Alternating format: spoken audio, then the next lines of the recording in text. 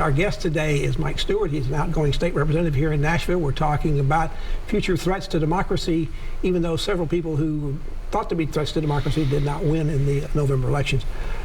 Mike, we talked about President Trump. This week he went ahead and announced for a third consecutive time to run for president. Some people don't want him to run, even within the Republican, a growing number within the Republican Party, but he remains very popular in the party.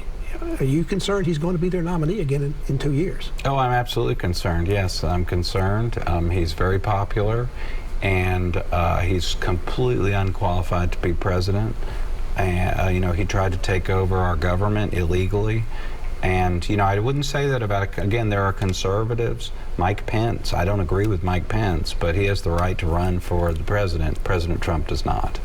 By Mr. Trump announcing, does he sort of freeze the field for the rest of Republicans? Although I'm beginning to get the feeling there's a thaw about that. More and more Republicans are speaking out and saying, yes, I am looking at doing it, but will the money follow? Will they get the money to be able to oppose the former president? Clearly, he's trying to clear the field, and he is making a bet that Republicans will be gutless and not stand up to him, and that's been a good bet over the last 4 years. So whether or not any of them actually stand up remains to be seen. One thing that has changed, perhaps some public opinion about this whole issue, has been the January 6th House Committee. That group is winding up its work. It's going to be done in a few days when they give their final report. When that voice is not out there anymore, will people start to just forget this issue and say, well, we took care of that, it's over with? Well, if Attorney General Garland doesn't do his job and use the evidence that the committee put on a platter for him to now seek indictments, that probably will happen. It really is now up to the Biden administration and the Attorney General to take the next step and move into the courts with criminal indictments. Republicans are taking over the House in January. They're going to be investigating a lot of different things, including perhaps the January 6th committee itself, investigating the investigators. Is that a good idea, or is that going to boomerang on the Republicans? Just bringing that issue back up again. It's hard to know. It's certainly unpatriotic and outrageous behavior, and the Republicans that voted to reject the Electoral College in 2020, and the Republicans that are continuing to to question our democratic election results, I mean, they're just abdicating their role as leaders in our country. So it's a terrible civic act. Whether or not it works for them with some of their crazy constituents, hard to know. Well, that's one of the questions I was going to ask. There are 30 people who voted against the Republican nominee to be Speaker. They're going to need all those people to come back pretty much, or get Democrats to come, or which would be even harder. To get a Speaker elected, isn't who the Speaker going to be going to have to make a deal with those MAGA people in the MAGA end of the Republican caucus in order just to have power alone? Yeah, I mean, that's a problem. I mean, we have a problem right now, which is within the Republican Party. It's the first time since the 1850s that a major political party has had people that are not committed to the American political system. It's a trick. It's hard to know what to do with such people. They should all resign and leave our government.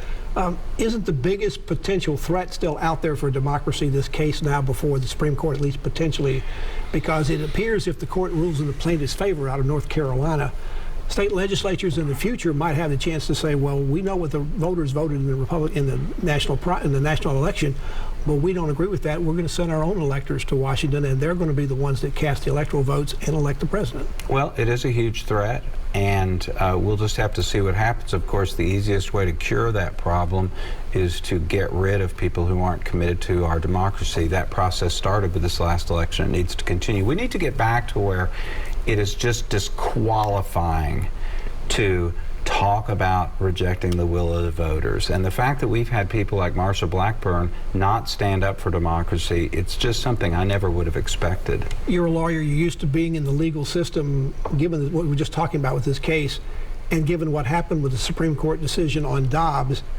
even with the conservative majority on the court wanting to flex its muscles, is this issue in the North Carolina case something they're going to want to, this is a hot political potato, they're going to pick this one up and put this into the mix as well? It's hard to know. I mean, I think that that whole idea of legislatures rejecting democracy has been cooked up in the very core of the Republican legal establishment, people that are involved with the Federalist Society, and that's the same group of people that has created the Supreme Court. So yeah, I think it's possible they may take this fateful step. But we've seen before where the Supreme Court's made extremely bad decisions. The people have been able to respond under our constitutional system. I think they did this last election. Democrats did better than expected, although they did not keep the House in the November 8th election.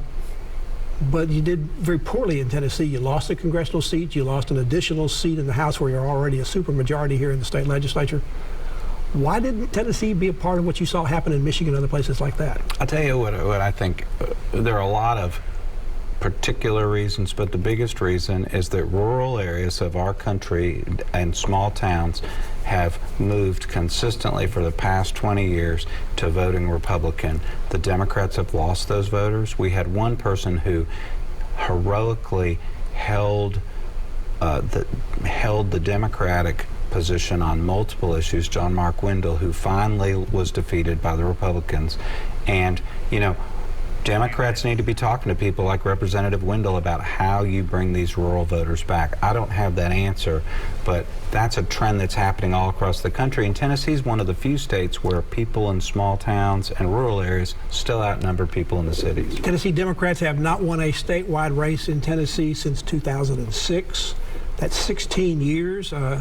The next chance, you mentioned Marsha Blackburn several times, she's up for re-election as a senator. Is there anybody out there in the Democratic stable that could possibly take her on and beat her in 2 years? You know, it's a reasonable question. You know, people are